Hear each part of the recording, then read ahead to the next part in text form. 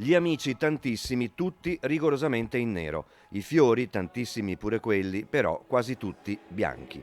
Circa 800 persone, in gran parte giovani e giovanissimi, per l'ultimo saluto ad Andrea Bellingardo, il 19enne di Corte di Piove di Sacco, scomparso 7 giorni fa in uno scontro frontale mentre era in vacanza con altri amici in Croazia.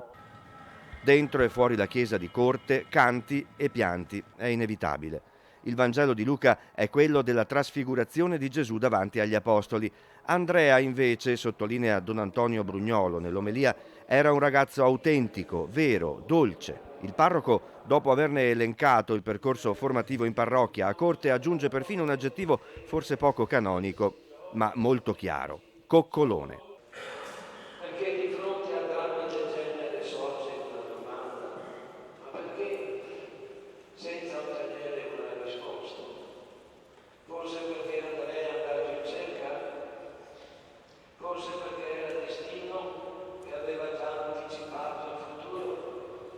Ma il destino non esiste. Per mamma Marina e papà Massimo, per la sorella maggiore Beatrice e per le nonne di Andrea la realtà è durissima, inaccettabile.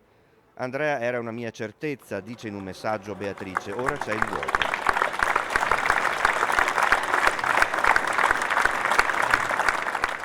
Il feretro esce e ne segue un lunghissimo silenzio da parte di tutti. Pare che, come l'apostolo Tommaso, tra l'altro patrono di Corte, che non credette a Cristo risorto, il popolo che ha amato Andrea Bellingardo non creda che non ci sia più a soli 19 anni.